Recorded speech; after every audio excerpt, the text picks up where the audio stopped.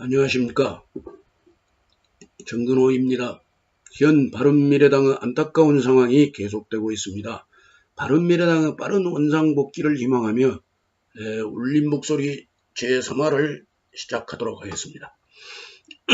애당초 바른미래당이 탄생되었던 계기가 서로 성질이 틀린 두 정당의 다른 의원님들이 모여서 우여곡절 끝에 두 집단의 이익을 위해서 급속하게 조립이 되었다고 해도 과언이 아닐 것입니다. 거두절미하고 바른미래당은 절대로 헤어져서는 안 된다고 단호하게 말씀드리고 싶습니다. 바른미래당은 분당을 해서는 절대로 안 됩니다. 분당하면 스스로 공멸하게 되기 때문이죠. 의원들 중에는 당이 없어져도 나 혼자만의 의원 생활은 유지되리라고 예측을 하기도 합니다. 또 실제로 당이 없어진 후에라도 더욱 세력이 큰 다른 당으로 이동하여 의원 생활의 명맥을 유지하기도 합니다. 그러나 전번에 울린 목소리 제2화에서도 말씀드렸다시피 작금의 유권자들의 정치 문화 수준이 옛날과는 확연히 다르다는 것을 의원 여러분들은 확실히 인지를 하셔야만 될 것입니다. 저는 바른미래당의 당원도 아닙니다. 사실 바른미래당이 분열을 하건 이합 집산을 하건 또는 다른 당에 합류를 하든지 간에 제가 상관할 바가 아니라고 생각하신 의원님들도 계시리라고 봅니다. 하지만 이렇게 제가 의견을 제시하는 것은 국가 차원에서의 정치적 발전을 위함입니다. 더 나아가 바른미래당에서의 영남과 호남과의 단합이 계속되었으면 하는 바람에서 울린 목소리를 탄생시켰던 것입니다.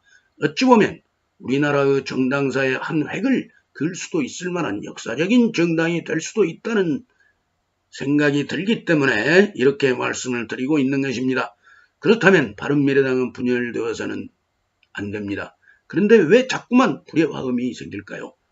모든 난제에 대한 해결의 가장 빠른 마무리 방법은 첫째로 원인을 찾아내어 분석하는 일이 되겠습니다.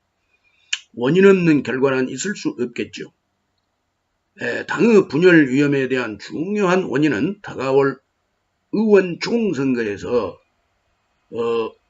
현재의 바른미래당의 지지율로는 각자의 의원들 미래가 불투명해 보이기 때문입니다.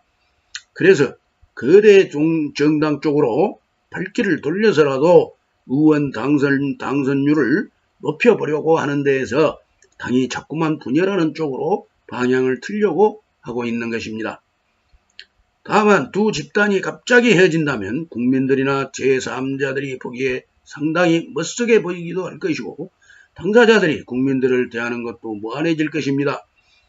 이렇게 해서 두 집단이 상호 헤어질 명분을 만들기 위해 정신적으로 미성숙하여 절이 덜 든 초등학교 학생들이 서로 다툴 만한 깜도 안 되는 이유를 대면서 막말 싸움을 해대고 헤어질 핑곗거리를 찾고 있는 것이나 다름없다고 할 것입니다. 바로 이러한 형국이 바른미래당의 분당에 대한 위험적인 그런 원인 요소가 되겠습니다. 현재의 바른미래당의 두 집단의 항쟁은 우선 외관상 집단 간의 그 자존심이 걸린 싸움처럼 보입니다만 실제 속 사정은 앞에서도 말씀드린 것이 진짜 원인이 되겠습니다. 저를 포함한 많은 분들이 바른미래당의 현재의 심란한 상황을 거꾸로 돌려놓고 생각해 보는 것도 해결의 한 답안이 될 것입니다. 많은 사람들도 이미 다 알고 있는 그런 평범한 사실이 이 어려운 난제에 대한 해결 방안이 될 것입니다. 첫째는 서로와 막말을 삼가고 바른 화해를 하여 정당 안에 화기애애한 분위기를 만들어야 됩니다. 그 방법은 현명하신 의원님들이시니라 이미 익히 다 알고 계실 것입니다. 다만 실천을 안 하셨을 뿐입니다. 둘째는 국고로 보조되는 보조관 비용을 총동원하여 당장 국민들의 삶을 향상시켜 한참 더 나은 복지국가가 될 수 있는 다양한 정책들을 입안하는 것입니다.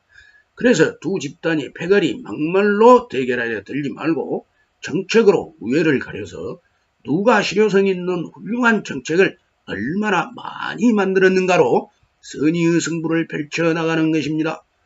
그것이 바로 국민들에게 받는 세금을 떳떳하게 되돌려줄 수 있는 진정한 국회의원의 본분이 될 것입니다.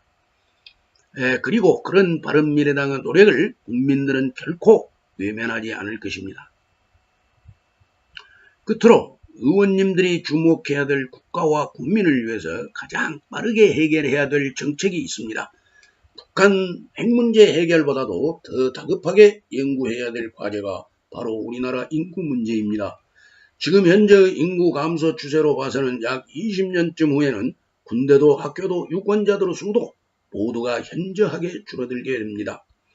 한 예를 들어보면 바른미래당이 자꾸만 분쟁이 일어나는 것도 당내의 의원 총수가 적기 때문입니다. 한 국가의 구성원의 수가 줄어들고만 있는 것을 방치하고 빠르게 대처하지 않는다면 후대에 두고두고 못할 일을 물려주게 되는 것입니다.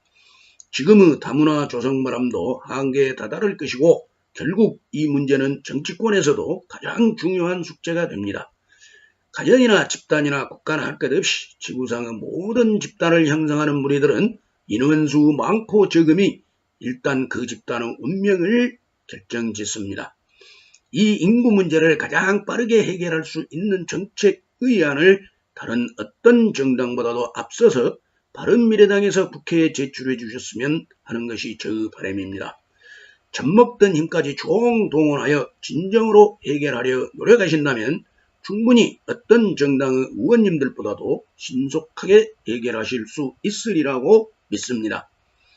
아울러 저도 또한 바른미래당 의원님들과 선의의 경쟁을 하여 인구 문제에 대한 정책 방안을 만들 것입니다.